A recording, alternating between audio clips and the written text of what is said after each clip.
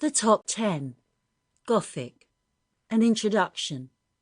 Short stories have always been a sort of instant access into an author's brain, their soul and heart. A few pages can lift our lives into locations, people and experiences with a sweep of landscape, narration, feelings and emotions that are difficult to achieve elsewhere.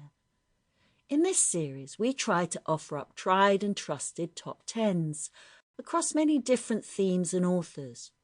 But any anthology will immediately throw up the questions: why that story? Why that author? The theme itself will form the boundaries for our stories, which range from well-known classics, newly told, to stories that modern times have overlooked, but perfectly exemplify the theme.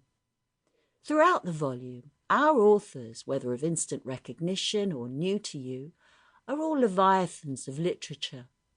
Some you may disagree with, but they will get you thinking about our choices and about those you would have made.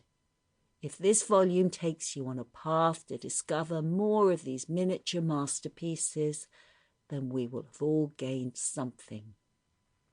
The word Gothic may be teamed with romance, but here it brings an immediate feeling of unease.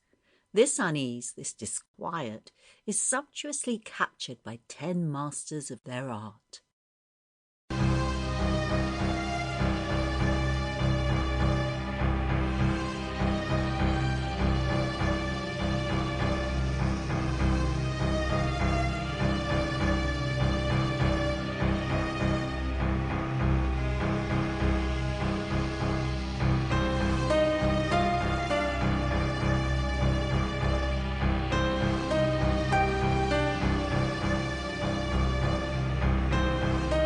The Signalman by Charles Dickens.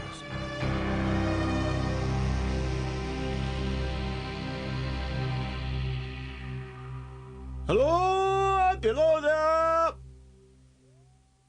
When he heard a voice thus calling to him, he was standing at the door of his box with a flag in his hand furled round its short pole. One would have thought, considering the nature of the ground, that he could not have doubted from what quarter the voice came, but instead of looking up to where I stood on the top of the steep cutting, nearly over his head, he turned himself about and looked down the line.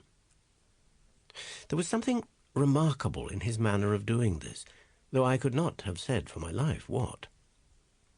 But I know it was remarkable enough to attract my notice, even though his figure was foreshortened and shadowed down in the deep trench, and mine was high above, so steeped in the glow of an angry sunset that I had shaded my eyes with my hand before I saw him at all. Hello! Below!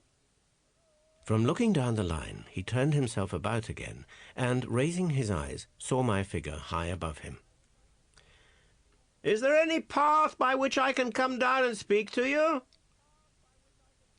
He looked up at me without replying, and I looked down at him without pressing him too soon with a repetition of my idle question.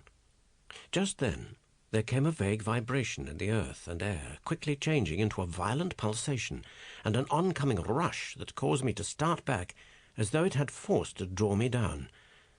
When such vapour as rose to my height from this rapid train had passed me and was skimming away over the landscape, I looked down again and saw him refurling the flag he had shown while the train went by. I repeated my inquiry. After a pause, during which he seemed to regard me with fixed attention, he motioned with his rolled-up flag towards a point on my level some 200 or 300 yards distant. I called down to him, "All right," and made for that point. There, by dint of looking closely about me, I found a rough, zigzag descending path notched out, which I followed. The cutting was extremely deep and unusually precipitate. It was made through a clammy stone that became oozier and wetter as I went down. For these reasons I found the way long enough to give me time to recall a singular air of reluctance or compulsion with which he had pointed out the path. When I came down low enough upon the zigzag descent to see him again, I saw that he was standing between the rails on the way by which the train had lately passed, in an attitude as if he were waiting for me to appear. He had his left hand at his chin, and that left elbow rested on his right hand crossed over his breast. Sample complete. Ready to continue?